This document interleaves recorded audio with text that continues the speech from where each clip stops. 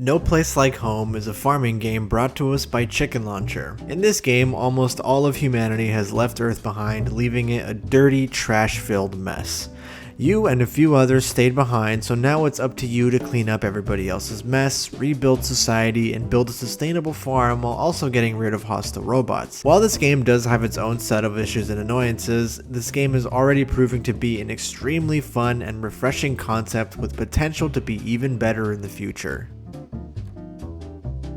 No Place Like Home's art style is pretty nice. It's really cute, and I like how its environments look. The trash and dirt scattered about the world is horrible looking, but in the best kind of way. It motivates you to clean the place up, and seeing your finished result after doing so really scratches that cleanliness itch that hasn't been satisfied since Viscera cleanup detail. However, I do wish that cleaning the world was a little bit more dynamic. As of right now, it feels like the trash is just covering up a beautiful landscape rather than actively destroying it. For example, if at the start of the game the grass around your farm was dead, the river was a pile of mud, and the sky above you was grayer, it would provide a lot more incentive to clean it up as soon as possible. And as you progress and clean up the surrounding environment, it would slowly return to what it once was. I feel like this would provide a very satisfying and realistic progression to a game all about cleaning up the environment. The game's sound effects and music are a little lacking. You only listen to one or two tracks, which can get pretty tedious because the music itself isn't really that great. This honestly wouldn't really be that big of a deal, but I feel like a good soundtrack is essential to a management or farming game because these are the type of games that demand long playing sessions. No Place Like Home's presentation is pretty good. It's lacking things that I find really important in these types of farming and management games, but for a title that was just released in early access last month, it's not bad.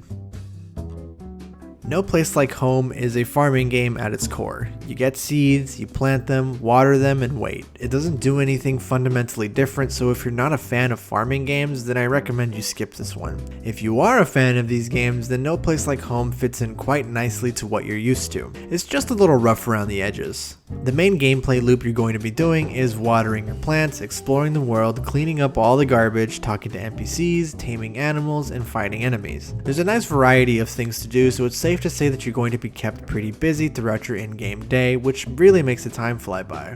The game has this nice sense of progression where you always feel like you're working towards something greater. Like picking up the trash doesn't just open up and clean up the environment, it gives you material that you can then recycle into something more useful. You don't just harvest eggs for the sake of it, you can make mayonnaise which the store vendor wants, so you give it to him and he can make you a bird feeder, and so on and so forth. Since the game is set in a post-apocalypse and money isn't really a thing, I really dug how No Place Like Home found a workaround that fits with the game's universe. However, I feel like everything positive I just said about this game comes at a cost. Most, if not all of the mechanics in this game are clunky or sluggish in some way. The game has a very rough, beta test-esque feel to it. To list some examples, there's a weird input lag when it comes to planting seeds or expanding your garden.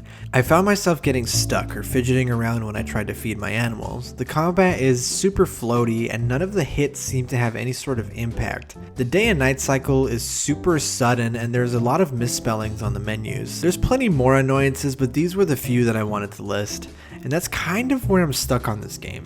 Because No Place Like Home is a refreshing concept that's pretty well executed, it's got a nice art style, and the game is generally really fun to play. But the game's glitches are in that perfect spot to be annoying every time that you encounter them. The game also feels somewhat unpolished in its current state. But honestly, for $5, this game is a pretty good pickup that should net you about 20 to 25 hours in its current state. So if you're really into farming games and you're looking for a new one to play and you don't mind some early access jitters, then I'd say pick this game up since it's so cheap. However, if you're looking for a totally polished game with Stardew Valley levels of variety and gameplay, I'd maybe wait a little bit before picking up No Place Like Home. It's got great potential, it's just not quite there yet.